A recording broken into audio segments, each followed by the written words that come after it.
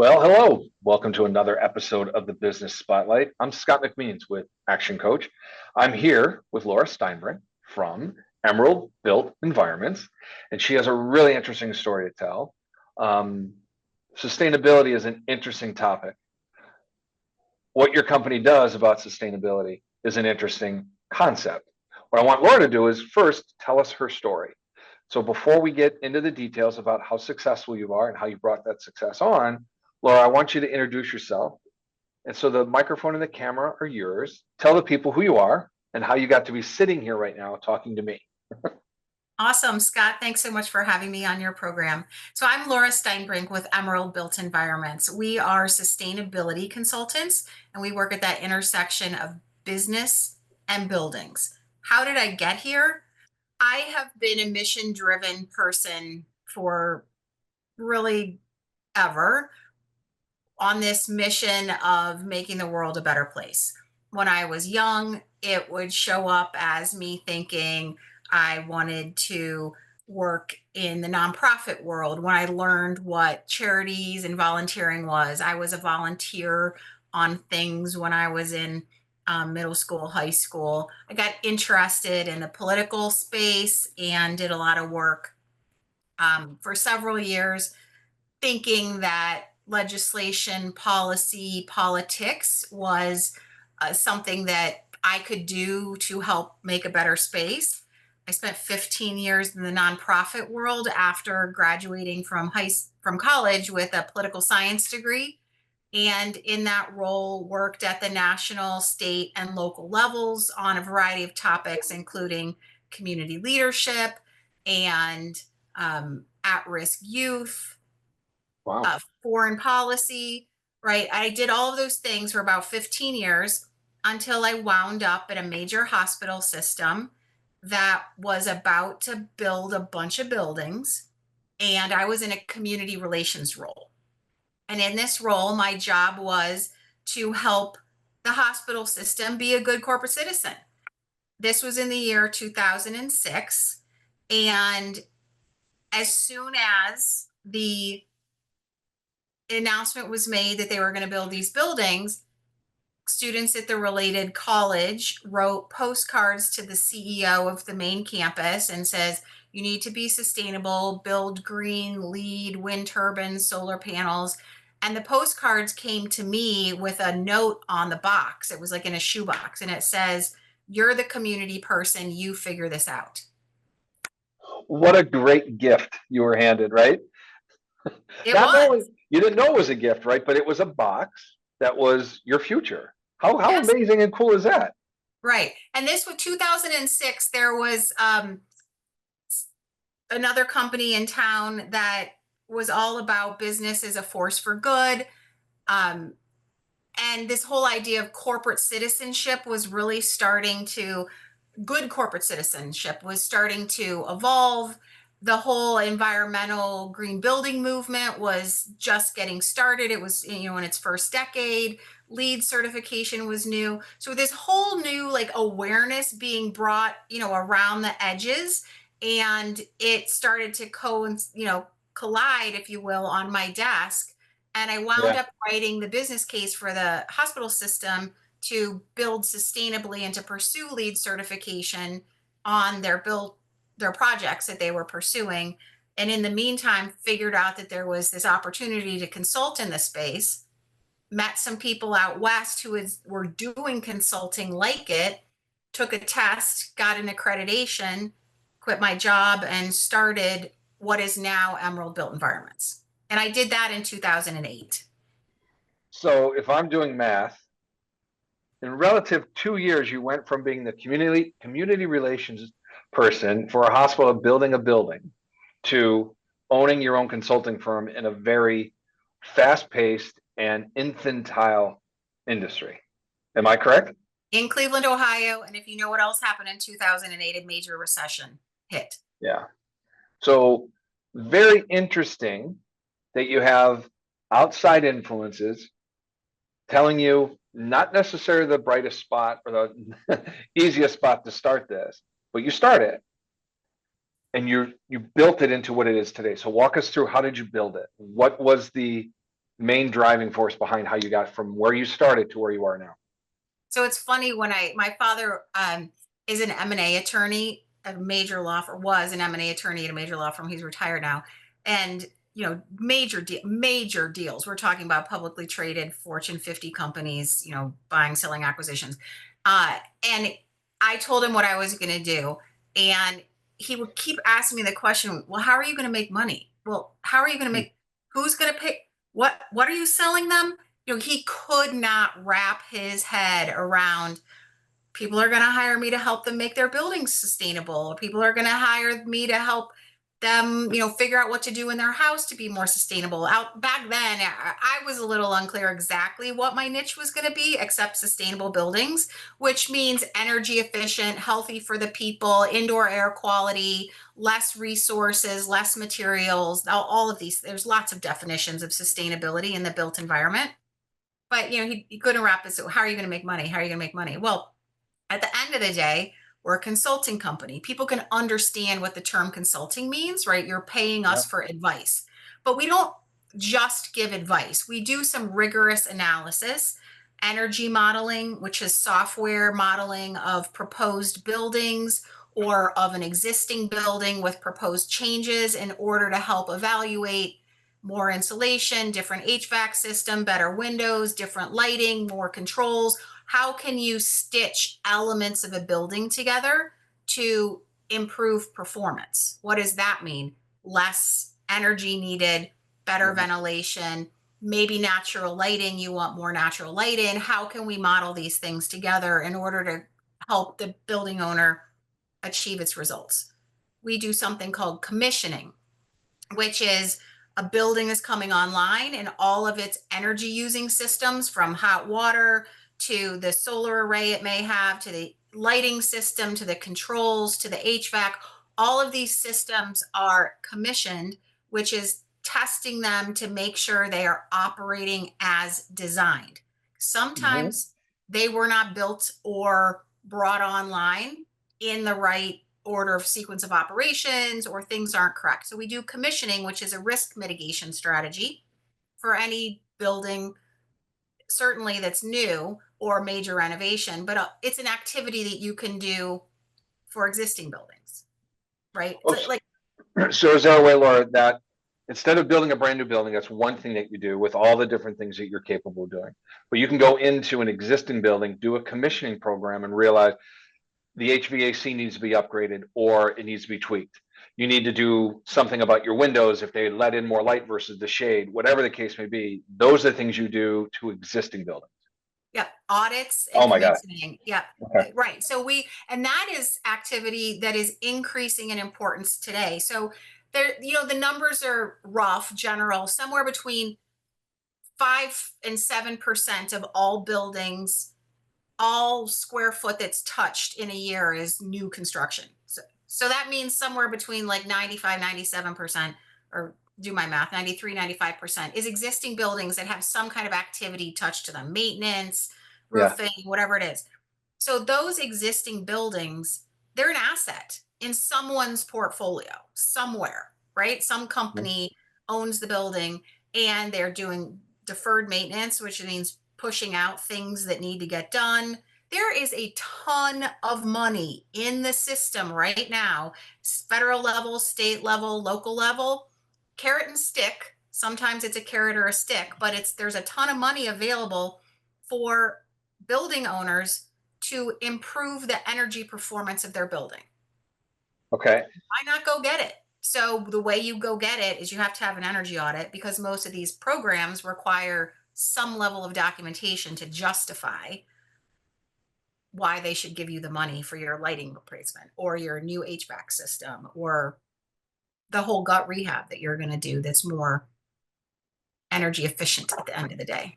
I want to go back real quick on the carrot and Yeah. the stick concept, because I love the idea that it's either going to be, we're going to give you a carrot to make your building better. And by doing so, you'll have sustainability with better energy, better environment inside, what have you. The stick part of it is, if you're not going to do it, are you penalized for that? In some places, for Okay. example, the state of Colorado has a very rigorous emissions reduction strategy. And that means, so any energy that you use, be it heating fuels, electricity, even water, it has to get pumped and treated, right? Any energy that you use creates an emission, a greenhouse gas emission. So they have an emissions reduction strategy, which also could be synonymized, however the word is. It's a synonym to Synonymous. I make up words. That's my whole thing. But anyways, synonymous with energy efficiency or water efficiency, right? Okay. So carbon emissions reductions, same thing as energy efficiency, water efficiency. So they want you to drive down your emissions. The way they're going to know if you do that is you must report into the Energy Star Portfolio Manager, which is a free software. Anybody can use it. It's great because now you can benchmark your building against others and know how you rank. But they went one step further, which says, and you need to have an emissions reduction plan. And we're going to be tracking you year over year because they can have access to the data year over year. And we need to see you reducing your emissions, right? So you better have an audit and a plan to reduce your emissions. So some people will look at that and say, well, that's Big Brother and I don't want to do that. Well, do you not want to save money? Because you may have to Yeah. invest a little, but you're also going to save money. And Scott, let me tell you, like, what's going on in the industry right now? Energy prices are on the rise. Part of it is because of these regulations that are causing us to advance our grid and to do things across the United States to improve reliability. That is activity that dates back for decades. We have been, generally speaking, as a country, as leaders at the federal, state, local level, kicking the can down the road about improving the reliability of our electric system. It's a national security concern right Mm, now. Is the grid going to go down? People in Northeast Ohio remember the blackout. yeah. That Yeah. was a grid reliability issue. There's lots of things that are in play at that level. It's just like clean water came out of Cuyahoga County when the river burned, right? The Clean Air Yeah. Act, right? The Clean Air Act came out of Cleveland. Not to say that the blackout that was caused by First Energy is the only reason why we have regulations to advance the energy infrastructure. It's one of them, right? It's a major player. Definitely a contributing factor. Right. So that's why in these activities, which are all at the end of the day trying to make us a more secure, independent, able to function country, show up in a Colorado legislation that says we need to reduce emissions, right? It's like the carrot and the stick. It's just like you can look at it however you want to look at it. Right. Do you want your lights on or do you not want your lights on? Because It's if you simple as do, that. get Yeah. on board, right? Just Yeah. get on board. Well, I like, that's why I wanted to kind of touch back on it, is the carrot and the stick. Everybody has a different understanding of carrot and a stick, right? If you're looking after the carrot, it's a wonderful idea. If you're being beaten by the stick, you don't like it. In this scenario, as you described it, it's not really a carrot and a stick. It's a carrot with a little extra something on the side to say, if you're not going to do it, you're not going to make as much money as the other people that are going after the carrot, right? Right. So, regardless of how you feel about what's happening, if you want your energy efficiency when it's monitored to be low, you want your emissions as monitored to be low, and your reliability to be high, get on board. It seems Right. pretty straightforward. Yeah. Yeah. I love it. So that's kind of what's going on in the industry. How does that impact you and the team at Emerald Built Environments? So I mean, it helps us, right? It helps Mhm. us that the broader industry is paying attention to it. And let me bring a couple other factors into play. So the global economy. What we are doing in the United States right now with our carrot and stick regulatory environment is mirroring what's happening in Europe, which is somewhere between 10 and 15 years ahead of us on the curve. So they in Europe are very much we are past the get on board phase and we will run you over if you're not on board phase. They are in that. So it was during COVID, I remember, just from a time and place perspective, I just sat there one day and I was like, we've been practicing this work for, at that point in time, it would have been roughly 12, 13 years. I know what net zero is. I know what it is. Everybody in sustainability Mhm. knows what net zero is. No one talks about it in Northeast Ohio, and certainly not in our client base. And within a couple of months, we had 4 or 5 requests from our clients. Hey, we're going to start this new building, or we're 3/4 of the way done with construction. And the board just asked what our net zero strategy is. And I'm like, huh, what was the connection? Ohio-based manufacturing companies owned by foreign national organizations. Oh, wow.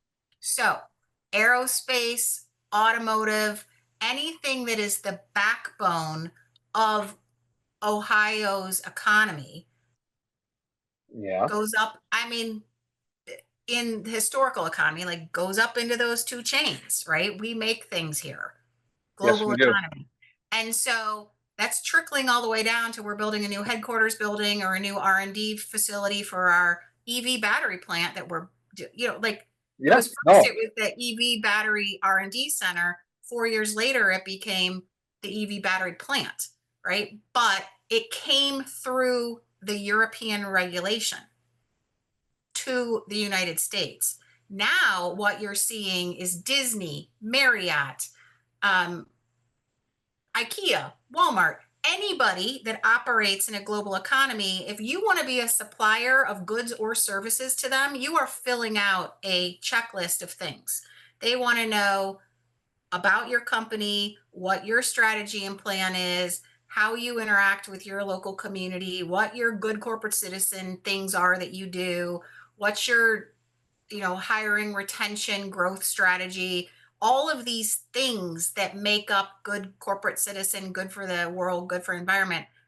You might not get to have the job that you want with ABC Corporation if Yeah. you're not on board and doing these things. So carrot and stick, I don't know. If you're a service-based business, you're marketing and you want to, or maybe you do brand items and you want to up your game a little bit and sell to somebody who sells to one of the big boys. Well, it's going to come to you if it's not there already, or maybe Yeah. you're up the It's chain coming and you're down. right. It is Yeah. in the value chain, period.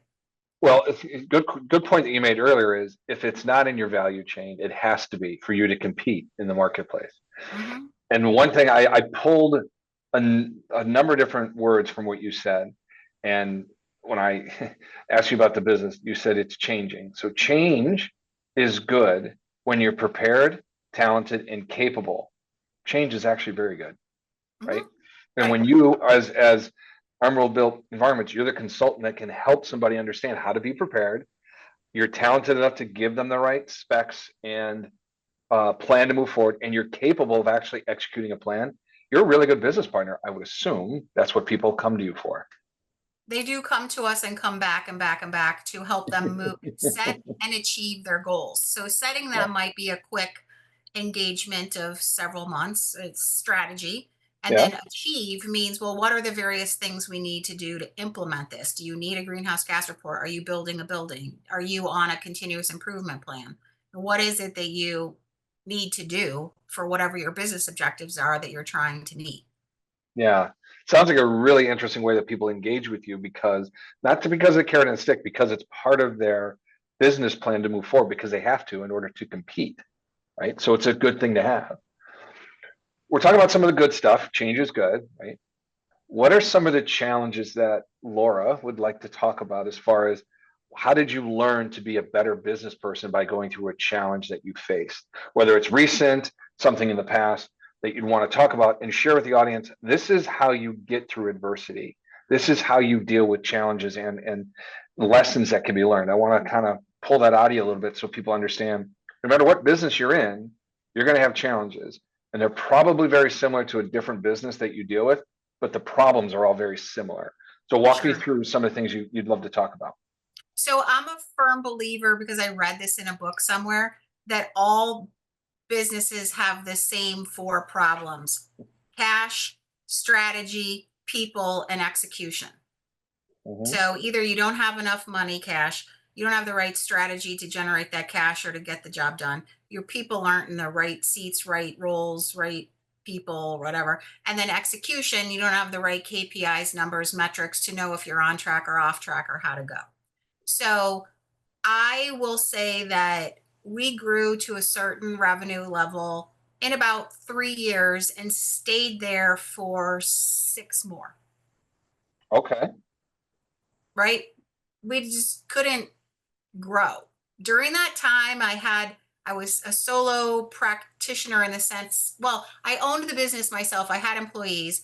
Then I brought in a business partner because I knew I had this assumption that two was better than one. And then we sort of chugged along. And then but we just didn't ever crack the nut. The nut was Yeah. the nut. And then finally, one of my mentors actually from my nonprofit world, who was a business owner, said to me, are you ready to get serious about your business? I was like, oof, rude. I thought I was serious. I've been doing this for a while. He was like, well, how long have you been at that revenue level? I'm like, 6 years. He goes, well, yeah. I mean, if you're serious about growing, let's talk. Right. Mhm. So through that interaction, I wound up meeting Entrepreneurs Organization and the Entrepreneurs Accelerator.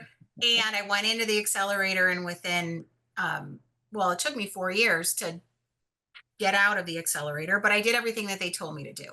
And one of those things was I got introduced to scaling up and traction, two Yep. frameworks for operating your business that I swear by. Yep. And so if we look back to when I joined EO 7 years ago, we are 5 times bigger than we were then. Congratulations. That's So huge. I did all of the things, and all of the things have to do with cash issues. Back in that day, my AR average was above 150 days. Okay. In our industry of construction, so most of Emerald's work, I would say the majority of our revenue, overwhelming majority, over 80%, comes from something related to the construction industry. And we are downstream under an architect, under a contractor. And so it's a trickle down effect of they get paid, we get paid, these kind of things. Paid when paid, like contract terms. We're now brought that down to roughly, we tag along around 100 days, which is still not ideal, Yeah. but it's a lot better than 150 plus, right? Yes, it That's a is. cash, it's an execution, it was a strategy. What kind of things did we do? Well, we started an initiative about 5 or 6 years ago to direct to the owner. Can we just get our contract direct with the owner? First of all, we believe it's the fox watching the hen house when we're underneath someone else in a built environment, Mhm. because we're really the owner's advocate Yeah. around sustainability. So we can't win on all of that every time because the industry just bids our work out through the architect. But once we build a relationship with the owner, they are more likely the next time they do a project to bring us in direct. So things like that bring our AR down to 60 days. So, when you pay attention to your numbers, when you know what your problems are, you put a plan in Yep. place to try to solve them. You can't maybe solve it overnight, but now 60% of our revenue comes from owners. Wow. Helps, right? It helps. Well, one of the things I want to just touch base on that you made comment to, I think it's really important. Doesn't matter what system you employ, the value is having a system, right? Yes.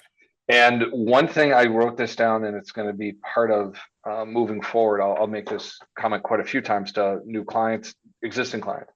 Know your problems. Hmm. If you know your problem, then you know what is needed to be fixed. And if you know what needs to be fixed, now you have something, a goal to work on.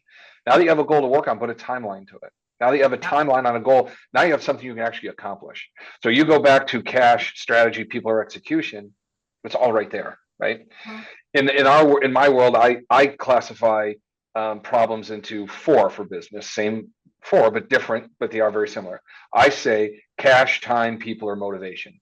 Okay, and motivation to me is the combination of strategy and execution. Mhm. Do you really want to do this? And how willing are you to do this? Right? Right. And it's interesting, all businesses, no matter where they sit in the industry, are they a top or a bottom performer, no matter what market they're in, doesn't matter if your problems are those four. Hmm. And as soon as you identify what your problem is, okay, now you have something to go fix. Now you have Right, something to go focus on it. And once you're done, okay, now pick your next problem. right. Because every business, no matter how fast you fix that first problem, you're going to have more problems, right? Yeah. You just don't know them yet. So dig. And I love the mentality that you have is how do we fix this? Just go after it and get it done. It's Mhm. great. Anything else you wanted to talk about? I don't know. Well, okay. We talked about how you have built up a business into a position where you could be acquired. Yeah, we did. We did talk about Okay. that. Right. So, that being said, there's a lot of businesses out there that think about my finish point is going to be when I retire and give it to my kids, or I'm going to have somebody buy it for a lot of money and I can retire. Mhm. What's your situation? So Emerald was acquired by Crete United in August of this year. Crete United is a national private equity backed platform of mechanical, electrical, plumbing, contractors, maintenance teams, installers, designers. 90-ish% of our revenue comes from major renovation, new construction projects. And we're doing the strategy and the analysis on the design of the building. And they, in theory, are the type of people who implement the recommendations, who get Yeah. hired by the contractor, get hired by the building after operations to keep it going. So it's a strategic alignment of our strategy, Yeah. analysis, development, the auditing that we talked about earlier, that Yeah. the majority of their work is actually on existing buildings, right? So Okay. it's a great partnership. Creates a client. They came to us a year ago for greenhouse gas reporting and strategy development for sustainability. That's how we met. Yeah. And but the reality is our type of company is in the early stages of roll-ups. So started a couple years ago, private equity companies, European companies just started plucking American-based sustainability consultancies and rolling them up. So we had been getting calls, right, for a couple of years. We were small, right? We're small, we're not big enough. We don't have enough breadth. We don't do enough this, don't do enough that. But, to your point about knowing your issues, it wasn't Mhm. that we were on a path to be acquired. We were on a path to grow, to position ourselves for some event that might happen. Yeah. Would it be that we do get fully acquired? Would it be something I don't, we just knew, in order to generate the kind of returns that my business partner and I wanted, we needed to get to a certain size. And we're on a path, working that path. But then Creek came along and they made us an offer. And after having evaluated a few other offers, it was clear to us that this was a very strategic play. Yeah. And we would be fools to I pass this like up. the fact that you recognize you would be fools. The reason Mhm. why I wanted to bring this up, because our previous conversation I thought was enlightening. When somebody is thinking about selling their business, they think, I'm going to sell it, I'm out. You have found a way to make a strategic alliance with the people that acquired you, and now you work together to build a better organization. So complementary to each other, but yet independent enough to operate without each other in every facet. I think that's an amazing way to look at it, because most people think, I'm a small business owner, I can't wait to be bought, or I can't wait to give it to my son or my daughter, I can't wait to do that. You looked at it as, what a great opportunity. I want to go back to that box you were given when you were a community relations manager. Somebody walked in and said, Laura, here's a box. Do you want to open this gift or not? What a great way to kind of circle the story. I think it's wonderful. Yeah, absolutely. Well, and so many of the goals that we had, like we have on our 3-year vision, like to be a top employer. Well, what does Yeah. that mean? Well, you have to have great benefits. You need to have, the 401k. You need to have the culture. You need to have career paths for people. Yeah. What is my job going to look like in 3 years? Well, when you're a 12-person firm, it's like, well, more work duties is assigned. Like I don't know what's going to happen 3 years from now, but you've been with us for 4. So just assume whatever changes have occurred in your job for the last 4 years are likely to occur again, or something like, Yeah. it's not that we don't want to tell you where you're going to go, but until we grow, you're on we're all rowing, but we're sitting in our same roles, right? You're Yeah. not becoming the CEO when we're a 12-person firm, like, unless I decide to leave, right? So, Right. but now, not to say that, yeah, if any of my team is listening to this, like, but they all know now we're part of a larger organization. We're part of a billion-dollar company with offices across the United States. Should they want to look elsewhere, they're within the Crete family now. Yeah. Should we continue to grow along our growth path, which is much more clear now how we will achieve our growth goals than before? Hey, it's very clear. We're going to start putting layers in here. You're going to move up, move over, move around. What is it that you want to do? Because let's talk about what your goals are and let's help you get there. Exactly. Exactly. You've now given pathway to purpose, which is an amazing thing to do. Well, and for my people, they're the most Yeah. important. We're a consulting firm. We are about the people. And that was one of the reasons why we would be fools not to do it. I couldn't look at them in the eye and say, I passed up that opportunity for you. Right. You did the right thing for the business as Yeah. an entity of not only brick and mortar and copy machines, but people. You actually Yeah. did something for the people.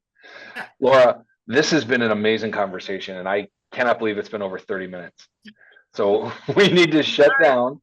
No, this is great. You've given us a lot. And I think the biggest lesson that people need to learn is no matter what system you use, find a system and know your problems. I think that was a really good lesson. I appreciate you taking the time to spend with us and educate people on how you become what you are today. So thank you very much. Thank you for inviting me. My pleasure. We'll see everybody on the next episode.